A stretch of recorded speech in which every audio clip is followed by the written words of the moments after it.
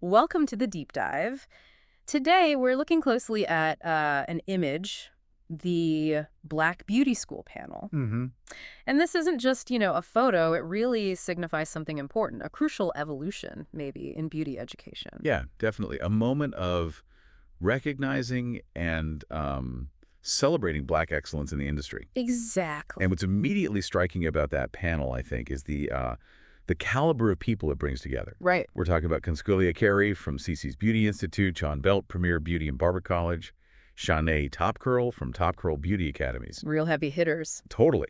Right. Destiny Cox of DCI Academy, Yeah. Roderick Samuels representing Hair Lab Detroit Barber School, Oh, yeah. and Dr. Karen Stacks from the Skin and Nails Academy. Wow. These are active leaders. Every single one is playing a vital role in shaping what beauty education looks like next. That's a great point. And what we really want to explore today, sort of our mission for this deep dive, is why. Why is this dedicated focus on Black beauty schools, on these educators, so essential? It's not just like a niche topic. It feels fundamental to understanding the whole beauty and barbering world. Okay, so let's unpack this a bit. Okay. Well, if you look back historically, the contributions of Black beauty professionals are just undeniable. Absolutely. They weren't just participating. In a lot of ways, they were the innovators, the originators, developing groundbreaking techniques, especially, for textured hair. Right, and creating styles that became culturally iconic. Exactly. Styles that have resonated for generations. Things we see as foundational now. But here's the thing, right? These foundational contributions, they haven't always gotten the same acknowledgement or the same space in mainstream beauty school curricula. That's such a critical point, and it really underscores why Black beauty schools themselves hold such significance. How so? Well, they function as these vital centers for preserving that heritage and actively teaching it. It's about making sure those skills, that cultural understanding, it continues to be passed down. So keeping traditions alive. Yeah, for instance, many of these places have kept specific braiding techniques going or hair care practices that have really deep historical roots within the Black community, things that might otherwise get lost. Okay, so beyond just the technical skills, the how-to, Yeah. there seems to be this really powerful element of community these schools foster. What's the impact of creating that kind of culturally affirming environment for students? Oh, it's huge.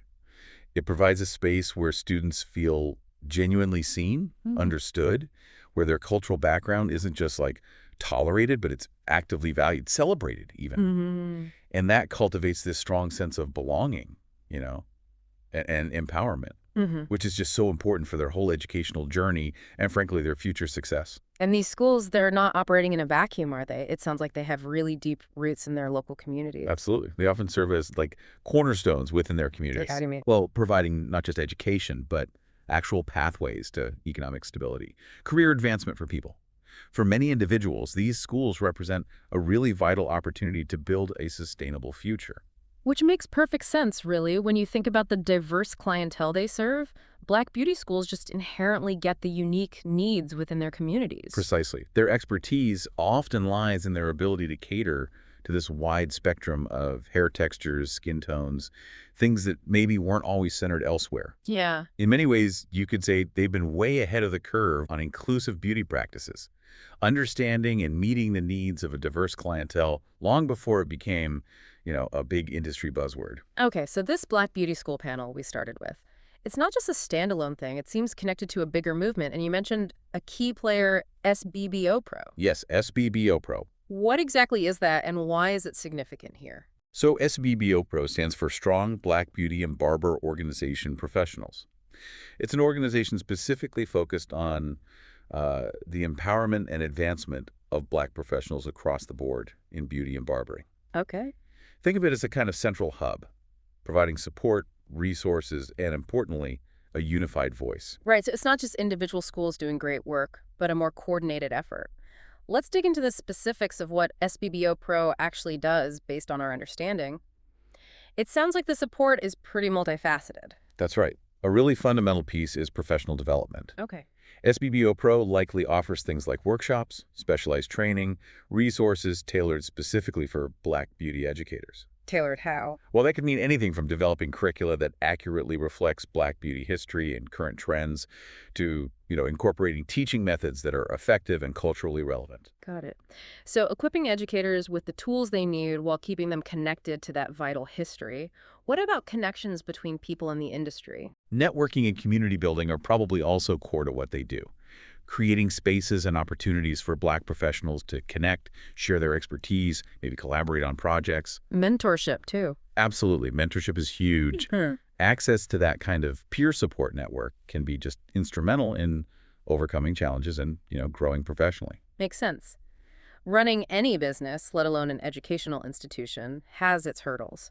Does SBBO Pro get involved on the business side of things? It looks that way, yeah. Business development and access to resources seem like another major focus area. Like what kind of resources? Could be guidance on solid business planning, marketing strategies that really resonate within their communities, financial management help, or even just navigating the specific challenges of entrepreneurship in the Black beauty sector. So empowering them not just as educators or stylists, but as successful business owners, leaders in their communities. Exactly. And beyond supporting individuals and businesses, is there a wider advocacy role? Oh, definitely. Having that collective voice is crucial.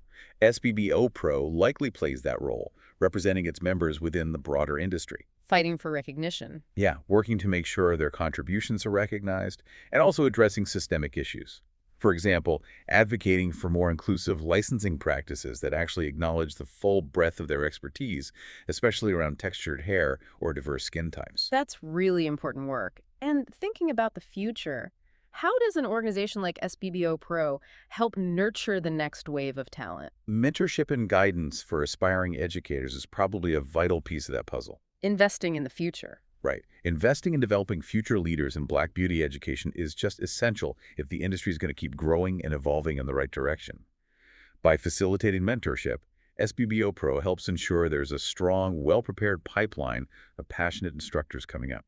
So when we look at this Black Beauty School panel and the existence of an organization like SBBO Pro, it's clearly more than just a moment. It feels like a real ongoing shift. Precisely.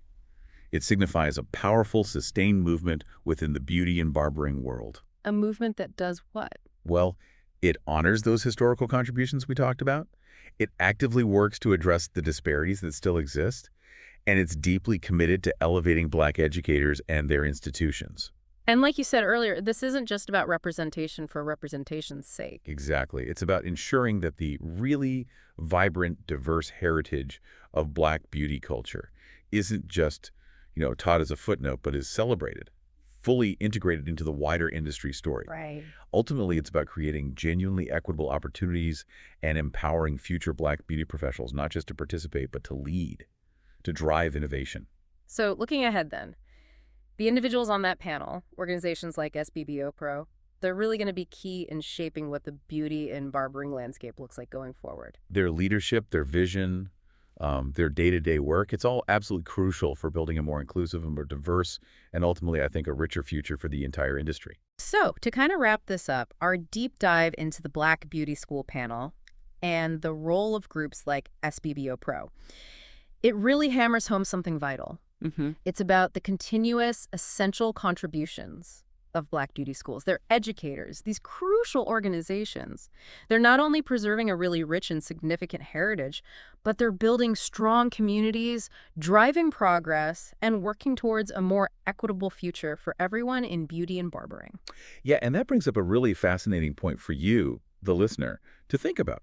This evolution we've been discussing, right? This commitment to preserving heritage and fostering greater inclusivity within the beauty sector, well, it has implications far beyond just hair and skin. Oh, so? Think about the importance of recognizing and actively supporting diverse voices in institutions across all sectors.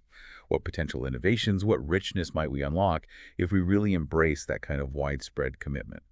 Celebrating diverse heritages everywhere. What could that look like?